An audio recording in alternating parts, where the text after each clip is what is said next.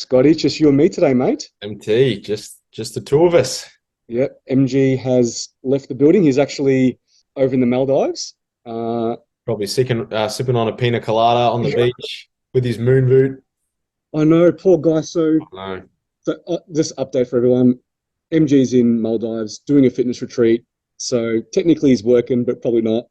Um, but he's in a moon boot. So if anyone went to the show on Saturday, which was the male show for ICN, you would have seen him limping around, even getting up on stage because one of his clients did really well and he got an award or two. So he was in a moon boot. He was it two fractures in his foot. Yeah, in one of the metatarsals in his foot, I think. Yeah, from should we say what it's from? Because warm up set of standing calf raises. Yep. That's the second rep. But really it's probably just years of wearing Jordans and not wearing any shoe with arch support. Yeah, yeah. So poor guy, like Yeah, not what you want to be it's so saying. shit because it's not an overly big like fracture. It's not like when you break your whole foot and it's a problem, but it's in such a really crappy position, and equally it's super super painful, and it's just a nuisance more than anything. But you know what? Like I said to him, at least it's not going to affect your upper body. You're not really going to suffer any kind of atrophy. You Yeah, just can't do any calf raises. You can still do leg extensions and some ham curls. it's lucky that he's in men's physique, eh? This is true. Yeah. Um, He'll but be fine. anyways, massive weekend. We had ICN VICs, Saturday male show, Sunday female show. What we'll do is we'll at the later on in this podcast we'll actually go and review the placings. Mhm. But like we always do, we'll try to make it a little bit educational at the start. Maybe go over some things that we saw at the show. Maybe some questions and comments that we got along the way about maybe some confusion or reasons why certain things happened. So let's try to explain that a little bit more. And then we can also talk about just maybe our athletes in general, just give a quick recap about how all ours went. Um, so, in general, what did you think of the show? You were only there for the guys on the Saturday. What did you think? Firstly, I didn't love the drive all the way out to Hobbs Crossing, if I'm being brutally honest. There was a couple of points there where I was like having to change the radio slash put on some different music to just keep myself awake because it's just such Mhm. a boring, like it's not a hard drive, it's just long. But in terms of the venue, I thought the outside area was good. Mhm. Um, the actual area where the stage was and inside where all the seating and spectators was, I didn't love it if I'm brutally honest. And it was just like I know I'm obviously stage lean at the moment, but it was just freezing. And a lot of people were saying to me that it was really, really, really cold. There was a noticeable difference. And even in terms of peaking my athlete, I had to make sure that we were spending the most minimal amount of time as we could. I literally like walked him on stage about 2 minutes before he was due to go out, Mhm. just because it was so cold in that area. But it's a nice venue. I love the screens and I love like all the screens around the area to let you know what the divisions were on. There was lots of space, lots of rooms. The layout and everything was good, but just little things like people weren't able to use the microwaves to heat up their food. And this is the thing I think when you're dealing with a council operated facility, it is a little bit tricky. And Mhm. I think Tony, by his own admission, probably would have said the same thing, but it was good. It just feels a bit different. I think comparing it to Mooney Valley, and equally, I had just come from the Sleeman Center with IPB the week before, which is this incredible facility, huge stage. So everything probably felt a little bit sort of smaller, but like it was good, but I didn't love it. What Yeah. about you? What did you think? So on the Saturday, it was definitely cold in there. On the Sunday, I think they rectified the situation because I did bring it up to Tony. So it was a bit warmer in there, which was great. Okay, They good. also adjusted the lighting because on Sunday people were complaining a little bit, and on Saturday people were complaining a little bit. So Sunday the lighting was a lot better for the hmm stage. hmm So I found that Saturday was some little things were done that did improve the experience for the athletes for sure. Okay, that's good. Um, Maybe go back. Why do you think it's super important for people to stay warm, competitors to stay warm before they do go out on stage? Well, firstly, one of the things that we're trying to do when we're pumping someone up is we're trying to promote blood flow. And so the warmer you are, the more you increase your temperature, you increase blood pressure. So if you've got someone that's very lean when they're cold versus when they're hot, that's like if you've got someone who's shivering, like say if I'm in shorts and a t-shirt and I sit in the shade for 15 minutes, I would look like a skinny man that doesn't ever lift weights. But if I go and have a hot shower 15 minutes and I get out, I look like an anatomy chart. It's Yeah. like it's crazy. And that's just purely warmth and an increase in blood flow. So obviously when your core temperature elevates, there is an increase in blood flow, vasodilation. And so that's why it's super important to keep your athletes nice and warm. And that's why a lot of people, when they see my athletes, they give them weird looks if they're wearing socks and then sandals, because I don't encourage them. I basically tell them they've got to wear socks and then they either have to wear shoes or sandals so that their feet are staying nice and warm, because if your feet are cold, then it will usually transfer further up the chain and your body will be cold. And it was just nice and warm in that outside area. So it's always going to be more beneficial to stay nice and warm as opposed to being cold. And equally, if you're cold to the point where you're shivering, that's an involuntary muscular contraction, more or less. So you're using ATP to shiver, which means that you're breaking down energy, or you're using energy, I should say, to facilitate that. And if you're someone that you're trying to keep everything super topped up and optimal, you don't want to be just wasting energy as a result of your body trying to attenuate the thermodynamics of what's going on in your environment because it's super cold. Yeah. So, like, one of the things that we try to do is keep the athlete warm, where they wear like a dressing gown or something, or have a baggy hoodie on even while they're pumping up, and then basically take that off as soon as they're about to go on stage. It's a little bit hard for the females with the shoes because they've got to have the heels on, so they can't really have socks and slides before they. And then with the guys, they can just pull it off and walk on stage because they go barefoot basically. But if they're not on for like 3 or 4 hours, we'd normally just say, 100%. socks stay on. And then literally, like you said, if they're an hour out and they're still lying down, then maybe they put their shoes on and they just got a blanket over them. Yeah. Other than that, it was a great show. It was competitive. It was competitive, definitely. And it was punctual, which I loved on the Saturday. Yeah. One thing that credit to ICN, it was very, very well run. Typically shows that this big can run behind, and they did a great job. The judges did a really good job of, keeping everything on point. Yeah, I was really, really happy with that. Some of the some of the feedback, I want to get into some technicalities, right? Because some of the feedback when we're watching some people on stage, obviously around other coaches, and they were having some comments about maybe some placings or how certain people looked. And there were some common things that were said. So one of the first common ones was, commenting on whether someone looks flat or full, right? So maybe we can talk a little bit about, what's the difference visibly, if we don't know really what protocol they've actually done. Because if we don't know whether they've carved them up or not, it's kind of hard to know whether they could be flat or full. But there's some little things you can notice in someone's physique if they are flat or full. So do you want to maybe go through what you notice if someone is flat or full? Firstly, just obviously context. So out of curiosity, because I didn't hear those comments, what divisions were these coaches or spectators watching when they were, I guess, labeling flat or full? Yeah, some of them were in fitness divisions. As in for male or for women? Females, yeah, on the Sunday, yeah. Okay. And then some were actually in bikini also. Yeah. Yeah, right. So for bikini, I would find it a little bit, firstly, if we just backtrack a little bit, when we're talking about flat or full, we're talking about how someone's aesthetics, their physique looks, and typically we're referencing as in how full they are in terms of topping up muscle glycogen or muscle glycogen saturation. So we obviously store glycogen within skeletal tissue as well as in the liver.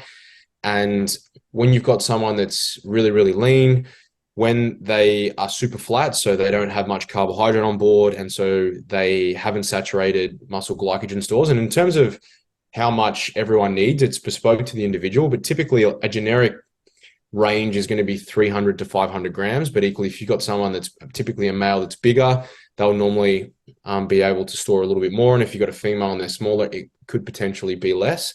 And equally, you also have to factor in real time and how much carbohydrate you're burning through when you're pumping up. So a lot of it, like, unless you had access to getting a scan in real time, which takes time on its own anyway, this is where the art of coaching comes in, and it's about knowing your athlete, and it's more about using your eyes. And so hopefully you've had the opportunity to run a peaking intervention that creates the best look. And typically you can tell if someone is full or flat or potentially spilled is another term that people would hear. And that's where if they've taken on board too much carbohydrate, obviously we require water to partition it. And so sometimes they just look a little bit watery, and it can, mirror out some of the detail that potentially is there. Typically when someone's flat, they'll look really, really super razor sharp, but they just don't have any pop. And rather than just going on, I guess, what your eyes tell you, I like to use other qualitative metrics in terms of how you feel. Like if I flex my calf or if I flex my arm when I'm having a pump, does the pump come very easily? And perfect example, I just finished my session earlier and I was gauging that. I've started bringing my food up. Did I notice a difference squeezing? Still, it was really hard to squeeze, wasn't really getting a pump. So even though there's starting to push in more food, it's not doing anything. So that's a really good sign to be like, we're definitely going to have to be very assertive over the next, period of time. And so you can use that as a gauge.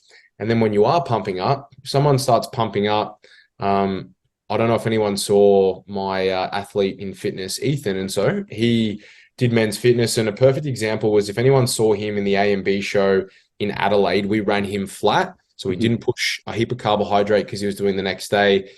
And you could tell in his physique, but equally that was strategy because he was competing the next day. But on the weekend, in a warm environment, within like 5 minutes, he was like everything's burning. I can squeeze it. I can feel it. And he was just inflating like a Christmas tree. And that's essentially what happens to the muscle belly. It's as more blood is injected into that muscle belly, it just inflates and blows up. And if someone is topped up and they've been able to achieve complete muscle glycogen saturation, you'll see that not only can they pump up really easily, but the pump will hold and it will stay there. Yep. And so you can really see that visually versus if someone's flat, they just look like a little bit deflated almost. And again, I think you really have to have an eye for it. And equally, I think you need to know the athlete. Like I could look at someone and be like, oh, wow, they look a little bit flat, but equally they could have had a kilogram of carbohydrates in the space of, 48 hours and they're not flat. They're just not lean enough. And so that's why I asked the question, what was the division? Because unless you are truly stage lean, like if you've got a bikini athlete, if someone's saying, oh, she looks flat, I would find that a little bit hard to be able to gauge unless they're a really, really lean bikini athlete, because there's quite a significant layer of adipose tissue that's masking where the muscle belly is versus, that pop versus if you've got someone that's, inside out, you can see striations, you can tell the difference very, very easily. So hopefully that kind of simplifies it a little bit for people to be able to tell. Yeah, I know with my athletes, specifically the one I had in fitness and sports, while she was pumping up, I could see her visibly start to get a little bit bigger, especially in the shoulders and the back and things like that. And I'd ask her, can you feel it? Can you feel it? Is it burning? Can you feel it? And then I'd get her to stop for a little bit and it would hold, but then I'd see it start to fade. I'm like, cool, all right, you've got to have a little bit more carbs because it's not sticking. We need to go a little bit more. So I just kept feeding her a little bit more carbohydrate. And eventually it started to hold. And I said, okay, cool, perfect, stop. You're on in 3 divisions time. We're going to wait till you're 1 division out, and I want you to start pumping again. So sometimes you can visibly see, like the muscle volume gets bigger, like their shoulders are getting bigger, everything's getting bigger. So, and then you want to obviously make sure that holds too. So you've got to know your athlete and you've got to see what they've looked like before and after. So when someone says, oh, they look flat or they look full, unless you've seen them somewhere else at another time, maybe another stage or prior, you don't really know. But one thing that you can see is whether you're flat or full, normally the lines are a little bit blurred. So, when you're full or when you're spilled, you're obviously going to have that carbohydrate and that water on the outside of the muscle. So therefore, all your details of separation between the muscles is going to start to get blurred. If you're flat, you can also see that too, because the muscles aren't full, therefore you're not going to see the difference between them all. So sometimes it can look like the same thing, but as we said, is sometimes you can tell just by the muscle size whether they are full or flat still. And that's why we sometimes we pump them up early to see whether they're getting that reaction or not. Yeah, and intramuscular triglycerides if you've got an athlete, more so with maybe some of the fitness girls, but definitely the figure girls, and for guys, if they've got some decent tissue, topping up intramuscular triglycerides can make a big difference as well. If you work off, around about 1 to 2% of skeletal, like entire skeletal tissue in terms of lean mass. Let's say, just for easy math, that you've got someone that's, I don't know, 80 kilograms, and that's their entire total lean mass. When we're referencing skeletal tissue, that's a big unit. But if you're talking about topping up intramuscular triglycerides, you're talking about, 1.6 kilograms essentially. That's quite a lot of fat. So if you think about whether that is filled in or whether that is not filled in, that can make a very big difference. So again, it's about knowing, when to push that in. And that's why I guess one of the protocols and that I'm a big advocate of is, obviously, once you find a look that you like, you want to try and hold on to it. And typically, I'll usually try and spill my athletes the day before, get them pretty close to being spilled. And depending on the individual, you'll know whether there's someone that once they're spilled, they're probably going to stay spilled. And so maybe they just have to pump up a lot harder the morning of in the show. And then a lot of that clears out and they obviously peak optimally. Or you could have someone that just chews through it. So they might not stay spilled. They might do their session in the afternoon. And then all of a sudden it's like, wow, they look unreal. But equally, you don't necessarily want them to look unreal. It's not how they look the day before. You need to get the look that you want at the exact time, at the exact moment. So it's about trying to find that. And it's pretty rare that you'll get it perfect where you don't have to make any little adjustments. It might be like, all right, we've got to push in a little bit more sodium. We need to pump for a little bit harder based on how we're looking right now. We were going to pump up for 20 minutes. We're going to pump up for 45 minutes because I want to make sure that, all of that has cleared out and that we're ready to rock. And that's where, again, you have to keep an eye on it because the look can get away from you at any stage. That's why if you are a young coach and you've got first-time competitors, don't just give them their plan and then I'll see you on Saturday and I'll watch you walk out at 12 o'clock. You should be like, you've got athletes in peak week, as do I, speaking with them every single day, morning, afternoon, after their sessions. How was it? How are they feeling? How's digestion? All of these things, these elements of minutia, it may seem a little bit over the top for some, but equally that's how you pinpoint where you need to be at the right moment. And that's why you typically see, you look at some of the best coaches, especially in natural physique sports, time and time again, the athletes are always like they're peaking every single time. They look great. And it's not by a miracle or it's just chance. It's because, you're eliminating any kind of risks because you've narrowed it down. You have a plan. And equally, when you need to make any kind of auto regulation to it, you can and you know what to do. And that's the art of coaching, knowing what levers and when to pull them. Yeah, I honestly, every client that I had on stage on Sunday, I adjusted something on their plan during the day. Mm-hmm. Looking at them, how they're pumping up, how they looked at on stage, etc. I had to adjust everything. It was like, okay, yep, no, I want you to do this. Actually, no, don't have anything. You're perfect. Or no, add in more of this, add in more of that. Just pump this, just pump that. So, yeah, we always have a going in plan and position, but then we learn about our athletes on the day too. And all those athletes that I had on the weekend, which I have coming up this next weekend at NBA, I've learnt some of those things, and I'm also going to be making adjustments. But also too is sometimes, and this is what's going to be interesting about NBA, because we've got a lot of the same people competing again and against each other, is everyone has reacted differently on my team post-show. Some of them are hit new weight lows, like immediately. Some of them are taking a little bit longer to wash off. So all their peak week plans from last week are different to this week. They're all completely different. Also, it's from lessons learned from last week, but also the fact that this is not a fresh week where you've been dieting for X amount of weeks leading up to this show. You've just come off the back of a show. So there's things that we've had to do differently to get you back to baseline, and some of them are taking longer to get back to baseline, or some people have gotten below baseline. So we have to make an adjustment. So going on that with, ICN being an amazing show, amazing competitors, a lot of them are coming across and competing in NBA.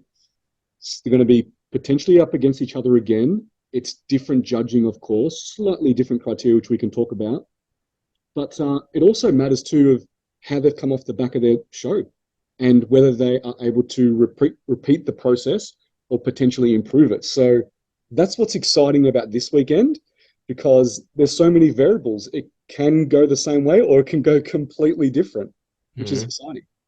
Yeah. Now, one of the things that we had over the weekend, I had a couple of messages, I think even you might have had some messages about, was female sports and fitness. So, you know, a lot Confusion of, around how does this person win this and then they also win that? yeah, so let's touch on that. So obviously, sometimes you have people that place very, very well in fitness, and the same person will place very, very well in sports. As with all the judging, there's a criteria, and you have to find who best matches that criteria based on the bodies that are in front of them. And sometimes just so happens that there's the one person that matches the criteria for both divisions the best out of everyone that's on stage. Doesn't mean that they're maybe the ultimate for each division, but they're just the one that closely matches it. I always tell people that, you know, that was a state show. Wait until we get to nationals, because it will be more competitive, and you're probably going to find that there will be people that even more closely match the specific division. So tables may turn when it gets to nationals, when you have someone that is really the peak criteria for sports and the peak criteria for fitness. So anyone out there that had a look at some of the decisions that were made, don't be disheartened in any way. There's always another show and more athletes, and potentially there could be changes there too. But from all the decisions that I saw got made on the weekend, I thought they were all warranted. I had people come up to me and say, I think your client should have won, or I think your client should have placed. And I automatically think, hang on a second, there's got to be a reason. Like, if I'm going to try to educate myself to understand why my client placed where they placed, there's got to be a reason. So, and also too, I don't want people to have that kind of thought about the federation either, or the judging either, like, oh, it's rigged, they should have won. So I always try to correct people whenever they're like, oh, this should have happened, that should happen. I was like, hang on a second. They probably didn't win because of this reason, or they're probably looking for this, or majority of the lineup was like this, so they went for that kind of look. And we saw that too. So, you know, we always try to safeguard the sport in a way to not breed negativity, or that there's something wrong, or it's rigged, or someone was hard done by. There's always a reason behind a judging decision, and we just have to learn and educate ourselves. Did you get any of those kind of questions? Yeah, I did. And with that, sometimes it's just like you just referenced before, you'll have someone and they may be exceptional in fitness, but in their sports lineup, it's like are they more fitness than sports? Probably, but based on the caliber of other athletes, they still probably met the criteria for what they're looking for in sports better than everyone else. And so sometimes that's the way it goes. Now, it's very rare that happens at a national show, because you'll usually have, you know, extremely high caliber across the board. But that has happened. And equally, I have had athletes on the same day win fitness and sports overalls, but I've actually adjusted the intervention. So as soon as they're finished with fitness, I've fed them a ton of carbohydrate and a heap of sodium and spilled them. And then we don't really pump up for sports, so they are a lot more softer. They still obviously have enough condition to be able to put something like that in place and not look as crazy, freaky shredded as they did 2 or 3 hours ago. But you can manipulate a look I can do it within 45 minutes, even half an hour easily. Yeah. So from a coaching perspective, sometimes you can do that, and the judges they may not even remember, because this person was in a bikini in pink, and equally they might have had their hair down, and now their hair is up and they're in sports uniform. And you got to remember, how many people do they see on stage? They may not have any idea who that is, but it's like, she looks pretty good for sports. And so sometimes that's the way it goes. But as I said, I haven't seen it at a national show, and it's pretty rare that it would happen. And equally, sometimes it happens with the guys as well, where guys in classic physique will win men's physique as well. And it's just, they've got a really good set of wheels underneath their board shorts, and they tick all of those boxes. And sometimes, you know, that's the way it goes. And again, when they look at, well, he is a bit bigger, but equally, maybe he is, you know, he's better suited to what we're looking for in a men's physique athlete compared to, you know, the other 7 or 8 who just weren't quite as sharp. You know, they didn't pose as well. And so sometimes that's just the difference. Yeah. You know, MG did that at Ballarat show with, you know, his client who won fitness overall, and then came back and won sports overall. And that's what he did. He just fed her more and didn't pump her up on certain muscles, and exactly. Yeah. And I've done it before with at an A&B show with Rom, and I've done it with Bridget when she won 2 pro cards in one day. she won fitness and sports in the same day because of the changes that we made on the day after she had won the fitness. Yeah. So it can sometimes people need to realize that too, right? Is they see the same person, like how can they win both? Maybe they made a change. Maybe there was an The adjustment. look was different. Yeah.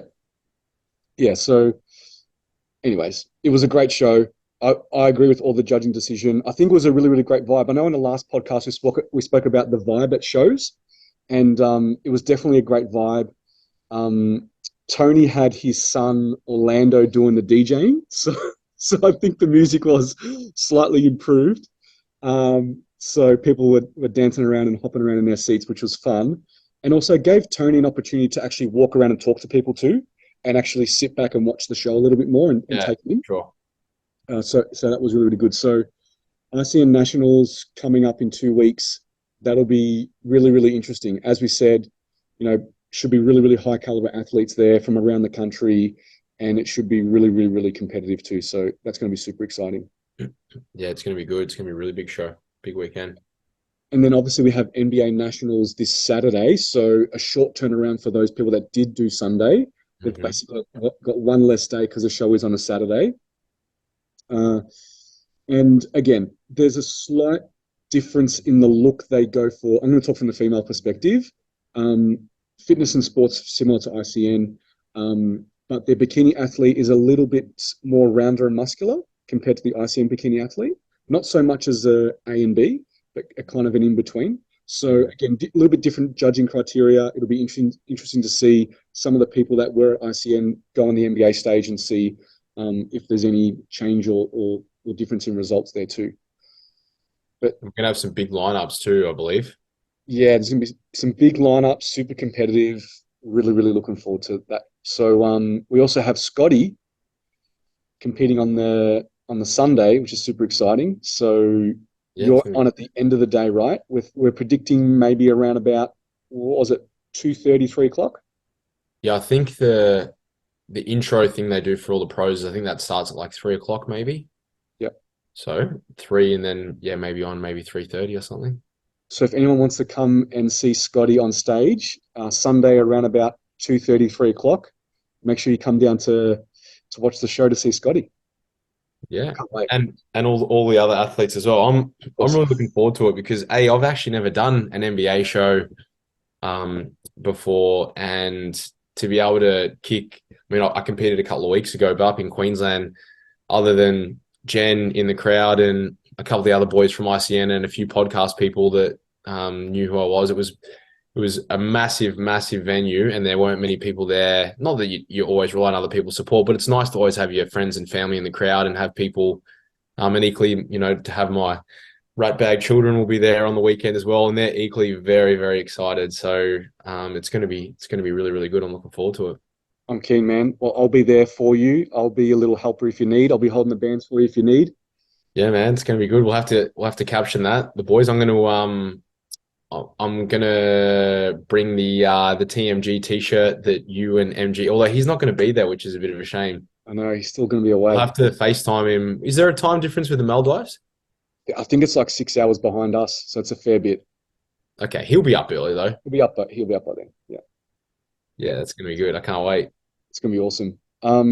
So let's talk a little bit about the ICN show results, our team, and then we'll go through the actual the results themselves and just go through the opens so we can give some feedback to some people. Yeah, sure. So who did you have on Saturday? So I had Ethan competing in men's fitness on Saturday. So he was only in the open class, and he competed in that. And I think there was 3 classes, and he won his open class and made it through to the overall. And then he actually went up against a couple of my other athletes that I coach. Their athletes were also in the overall as well. So that was pretty cool.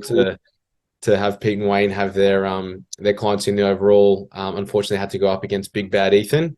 And Ethan was fortunate enough to be able to take the overall. And it was a pretty, I think, without being biased, it was a pretty clear decision. He presented exceptionally well. He was completely topped up. He was a lot more relaxed going into this peak week compared to his A and B ones because he didn't have to fly on planes and 2 shows in 2 days.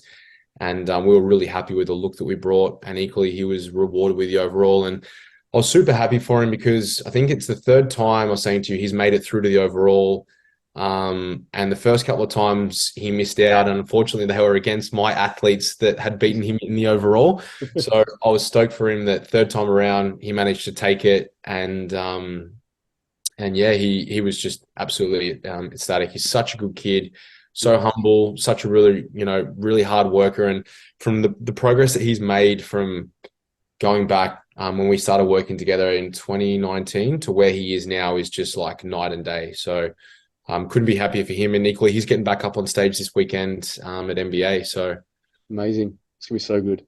yeah, man. So he was the only one, and obviously Ev didn't compete, but she will be up on stage this weekend at NBA. So looking forward to seeing her up there and unleashing her. She's had a very, very full-on few weeks because she's had a big gap. You think about how long A and B was to now, but equally, yeah, she'll be there, and she's 100% ready to go. So I'm looking forward to that, and obviously all of your athletes as well. You had a huge day on Sunday, man. What was it, 8 that you had? Yeah, I had 8 athletes. That's 7 crazy. of them were first timers, Wow. and the other 8th one was the first time competing with me. So were the first timers, were they all on stage in the same divisions? pretty much, I had one fitness that also did sports. Then I had another one that did sports and bikini, but the rest of them were bikini swimsuit. No way. So it was, the first time they'd ever been through my protocol, ever been through a show day. I was super lucky to have other people from my team be there. Kiki was there, Amy was there, and Jess and some others. And they was helping me so much because first timers, they're nervous. They don't know exactly what to do, even though the plan is like pretty much step-by-step guide of exactly what they need to do. But, they're nervous, they're unsure. So it was good to have some other people in the team helping out and being my eyes and ears sometimes. So it was a big day. They all placed very, very well. And that doesn't really matter. The fact is that they were really, really happy, which is the main thing. And they enjoyed the experience. And they joined the experience. And that's all I ever wanted. Yeah. As I said, some people came up to me and said, "Oh, your client should have this and that." And I said, "You know what? It's as long as they're happy, I don't really care. Like it's about them, not about what I think or how they should have placed." They were so extremely happy with how they did, and just for first timers, they always have a lot of family and friends. So I love that. I absolutely love it when the family's there, they're cheering them on, they get photos with them, they're so happy for them. A first timer show is the best. I absolutely love it. Good. And then this weekend I've got a little bit more. I've got 11 on the Saturday. Yeah, so I'm there. That's on Saturday, yeah? On Saturday, sorry. Yeah, on the Saturday show, Yeah. my show. So it's going to be busy, but that's okay. They all have their plan of attack and what they need to do, so it'll be fine. They all have to have a helper with them. Yeah, the hard thing about being a coach is when you have multiple athletes is you want to see them on stage so you can give them feedback. So therefore, when you have someone else who's pumping up on the side or getting ready, whatever that may be, they need to have someone there to help them. Because I can't be there. I want to watch the athlete on stage so I can give them some feedback. Yeah. Or know what we need to do differently. So that's why I always tell everyone, bring a helper. And I actually say, share the plan with the helper. So the helper has the plan on their phone too. And they know exactly what they need to do. They have the running order on their phone. They know, like, I don't know how in depth you go, but I say, okay, at this time, do this, or at this division, because sometimes the times are always off. So I say, okay, at this division or time, I want you to be doing this. At this division and time, I want you to be doing that. So that's why they need to have the plan with them, and they also need to have the running order with them. They need to know the backstage marshal, so they know where they're up to. Luckily for ICN, it was on the screen. It was on a big screen what division they're up to, so they could see. But that's the thing when you have a big team and you've got a lot of people on the day, you really need to give them everything they need, that if you're not there, their questions can already be answered. Yeah, absolutely. So let's go over to share my screen and let's have a look at some of the placings for the ICN show. Okay, real quick, did you see the bodybuilding at all?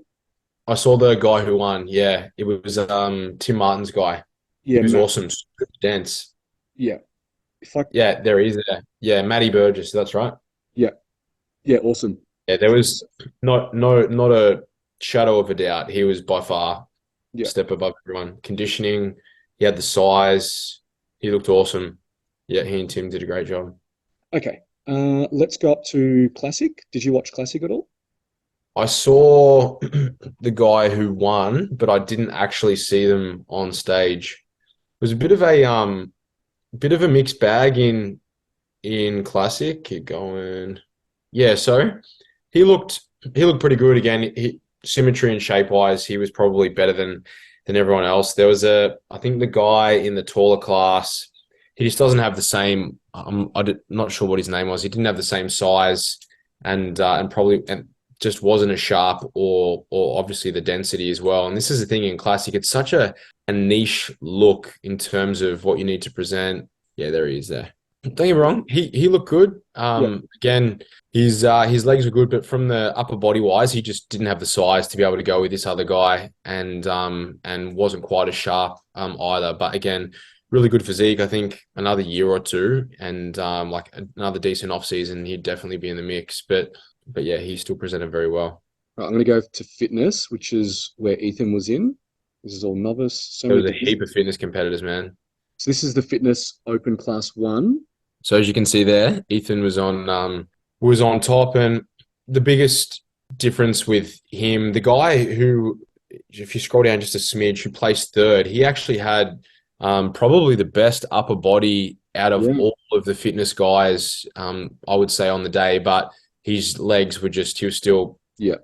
not quite conditioned enough, but definitely a lot of potential there. Just got to diet for a little bit longer next time around, diet a bit harder. But as you can see there, Ethan he was pretty well balanced and he was inside out conditioned. And so the conditioning and the posing and his presentation was probably just a little bit too much in that class. And then the two other classes they both seemed kind of tall. This guy here again had a pretty reasonable, decent upper body, but it's the guy above, I think.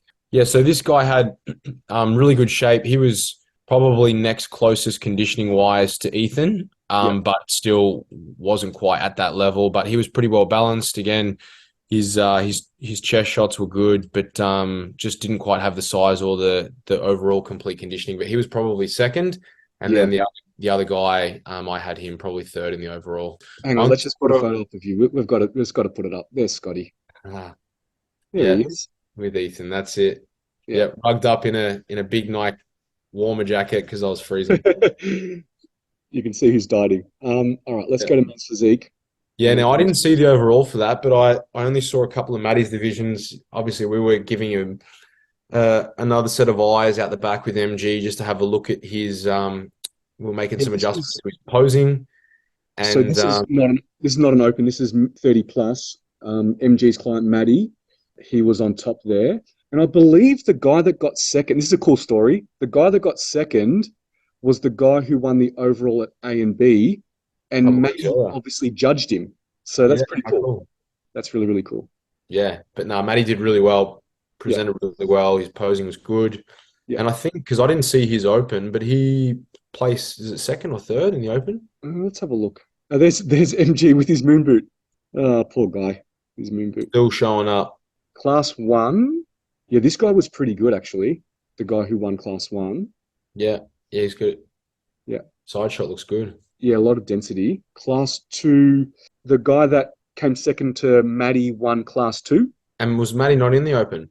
Nah, he might have been he was in class three and he came second. Ah, okay. So decent effort. Yeah, stiff to have not been in the other class. I know he would have went Go back to that top one. Yeah, so I'd say Maddie looks a bit bigger there, but equally the guy on top through the midsection, he just looks maybe a little bit sharper. Did you see it? I didn't watch it. No, I missed Okay. I missed that one. Yeah, fair enough. Either way, I think looking at all of those guys, the first guy that we showed, he looks to have been the best. And there you go, he won the Yeah, there overall. he is. So he won the overall. Yeah. Yeah. The shortest guy. Yeah. Yeah. All right, moving into the female show. I didn't get a real good chance to watch figure, to be honest. I wasn't even there on the Sunday, so I You didn't weren't see. there, so I can't really comment on it too much. I know the one that won, I did see her. She just had heaps of muscle. Like she was a little bit shorter than everyone Look at else. those glutes and Yeah, she was a bit shorter than everyone else. And when you're in a muscle contest and you have someone that's a little bit shorter, they're just going to be a little bit bubblier, rounder, and look a little bit denser, and that's what got her over the edge there. Mm-hmm. All right, let's scroll through to fitness now. So I think there was only two classes, and the overall winner, the winner is there in the green. What was her name? Liz. She looks great. Shorter, obviously, in class one. So a lot of really, really good dense muscle. I believe that the reason why she probably didn't win the overall would have been due to that conditioning, because the overall winner, which is in this class two here, she was just shredded to the bone. So they obviously, again, when we talk about fitness, we talk about who's closest to criteria. Meg had great shape and she had the conditioning there. So, with a combination of those two things, even though the other lady had more muscle mass and maybe more roundness, Meg was a little bit closer to the criteria there. And I got my client there in fourth on that one.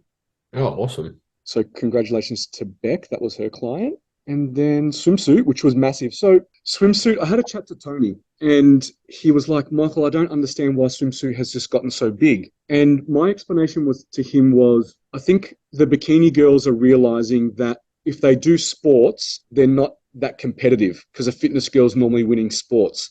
So the only other option, only other divisions they can do is swimsuit. And I think that's why swimsuit is growing, because it was massive. It was bigger than sports. It was absolutely massive. Oh. And then I also spoke to Stu, who runs NBA, and his sports category is still pretty big because his bikini is a little bit more muscular. So therefore, bikini girls aren't so much going into swimsuit because they can still hang with the sports girls. Yeah. So that was the reason why there. But like that rookie class was massive. I had my client, Ava, she won that class. And I had my other client place fourth in that class. Awesome. Wow, that's a big lineup for swimsuit. Massive lineup, yeah. And in the open, Ava took out the open. Awesome. Yeah. So I remember when there just used to be swimsuit. There wasn't like novice, open. It's crazy. Okay, so that was swimsuit. Then we move into sports. Let's go all the way to the open. So again, the same fitness competitor that won open one also won sports open one. So just again, another reason why that person was just the best fit for that category, therefore winning that open class. And then for open two, we had Holly Hughes. She actually did the A and B show and she was very, very competitive in sports and fitness too. Great conditioning, great shape. Yeah, just the closest to the criteria there. You can even just see in her physique that she's definitely more conditioned than the other girls. Yeah, she got great conditioning. Yeah, and then just has really, really good taper through the shoulders with the X-frame through the legs. And I believe there was one other class. I think there was 3 classes in total. 3 classes. And then Morrell Wright, amazing competitor and an amazing person too. She won the class 3. She actually won the overall sports at A and B. So definitely a sports competitor. And then we see the fitness overall winner coming second in that class, Meg. And my client's there at third in that class there. Oh, awesome. And then going to the actual overall winner was Holly. So Holly was the one that won class 2. So overall winner. She's like, look at her legs. They're crazy. Yeah, that's crazy. So she was the overall winner there. So congratulations to Holly. Again, the best fit out of the 3 overall winners. Yeah. And then we move into bikini, which was massive. 5 open classes. So class 1, Jasmine winning that class. Absolutely amazing athlete. Spoiler alert, she won the overall. Then class 2, another absolutely amazing athlete too. I had a client place 4th in that lineup there. Denise was the winner. She looked amazing too. This is class 3. Class 3, I had my client Ava win that class. She was also the swimsuit winner. There's the big man. Yeah, that was me there. Class 4 was Jess, amazing athlete and an amazing person too, winning that class. And I had my client come second there. Class 5, the last one. We had Haley win that class, and I actually had my client come second in that class too. That's awesome. So stacked bikini, 5 classes, and every class was big. Like we're talking 8 or more people. Mm-hmm. And then Jasmine was the overall winner. It was very close between Jasmine and Jess. I think in the end, what gave the win over to Jasmine was just a little bit more taper because she's a shorter athlete and then had a little bit more roundness. So therefore, she had that more of an X frame. Being a little bit taller, just being a little bit taller, having to fill out that frame to create that same silhouette or X that Jasmine had was something that would have been the deciding factor there. But other than that, like their stage presence, their posing was absolutely amazing. So I believe these 2 girls, and like most other girls that were in this show, also going to be at NBA. So it'd be really, really interesting. As we said, like they'll go up against each other again, and we'll see if it's the same conversation or not. There you go. That's pretty much it. That's the lowdown. So again, like amazing athletes. I think the judges got it right based on the criteria that was set for them. I'm not too sure how many of these will also go to nationals, but the overall winners, I'd say you should. You're the best in your state, so you're going to beat anyone else that in your state that maybe rocks up unless they haven't done the VICs. And so you're in a good opportunity. And remember, from a pro card perspective at the nationals for ICN, you get a pro card per your height class. So there's a really, really good opportunity that if you are the best in your state, and also you're in a specific height class, you could also be taking that out too. So whereas for NBA, it's a little bit more, I don't want to say difficult to get an NBA pro card, but you have to win the overall. If there's multiple opens, every open winner is invited to the pro lineup. So say for instance, because NBA do an overall, not like it's the overall of every winner of every division, whereas ICN is the overall is only the overall of the opens. So say, for instance, we have a scenario where in bikini, you've got 2 open classes, and you've got 2 winners there, and then you've also got the winner from the under 25, the winner from the beginner, the winner from the over 30s, etc. And say the over 30s wins the overall. The 2 open class winners still get invited to go to the pro show, and if they place in the top 3, they also get a pro card. So the overall winner that won, the over 30 person, for example, she automatically gets her pro card. But the other 2 open winners also have an opportunity to compete in the pro show, and potentially, if they place top 3, then and they've beaten other pros, obviously, then they are pro card worthy, and they'll get a pro card too. So I actually like that concept. Yeah, for sure. Yeah, it gives you an opportunity. So NBA a little bit different in how many categories you can do. You're only allowed 2 max per division. So say, for instance, you're doing bikini, you can only do 2 bikini categories. And if you're doing swimsuit, you can only do 2. So a maximum of 4, which is good because one of the things I got from my clients is, Michael, I felt like I was just competing against the same people over and over and over again. Yeah. Because with ICN, there's no real restriction on how many divisions you can do. So you may get people that do, if they qualify, they could do nearly every bikini lineup, except for maybe their age group. If they're over 30, they can't do the under 23s, of course. But so you might get a situation where, yes, the same people are on stage over and over and over again. Whereas with NBA, you're more restricted. So you're more likely to compete against different people, which is obviously exciting and changes the experience too. But yeah, I'm excited. And then ICN Nats, do you have any pros doing any shows coming up? Season A next year, I do, yeah. Season A, okay, yeah. Yeah. And then see how we go at ICN Nationals. If we're obviously going hunting for a couple of pro cards, if they come about, then obviously those guys I'm sure will want to jump in. But yeah, we'll just take it as it comes, man. Yeah. I've only got, again, unless there's any new pro card holders that come out of the team this season, then I'll see if they want to do the pro show or the pro lineup. For next year? For this year, within the show, if they say they win it. As in this season, yeah. Then wait at night and do the pro show, might as well. Yeah, absolutely. Yeah. Otherwise, I've got Bridget doing ICN Nationals, sports and fitness in pro, and I've got Sarah Linden doing fitness and sports pro in NBA this weekend. Awesome. Yeah, so should be exciting. Should be good. It's going to be grass. That's good, man. I can't wait. All right, well, we'll leave it there. I know we missed out on MG, but he should be back on the next potty. He'll be back next week. Yeah, and I'm really looking forward to seeing you, bro, on stage. I can't wait. Like, I know I've seen photos of you at IFBB, but I haven't physically seen you. Like, I'm just really looking forward to it. So I cannot wait to. No, I can't wait, man. It's good. I'm excited to just for the entire NBA experience. Like I said, this is the first time I've ever done an NBA show. I've been to tons of them for all my athletes, but it's going to be nice to experience the Saturday with all of the girls, and then obviously on the Sunday to have an opportunity to step up there and obviously be with all of my crew. So I can't wait, man. It's going to be good. If you're around, come down Saturday or Sunday, come and support. It's going to be a good weekend. Definitely. It might be a little bit different with mingling with people at the NBA show. ICN is all open. You can pretty much wander anywhere you want. Mm-hmm. Whereas with NBA, it is like a theater. You sit down and you watch the show, which is great. But the backstage is restricted. So you may see us coaches run to the front of the stage to watch a client and run back and run. So if you want to trip us over or, knock us to get our attention, just do that. Otherwise, we'll probably have to see you in the audience or in the foyer before or after the show or in between the show. But looking forward to seeing many people there and wishing everyone all the best for the weekend. Sounds good, bro. All right. Until then. All right. I'll see you on the weekend, mate. Will, my man. See you guys. Thanks for listening.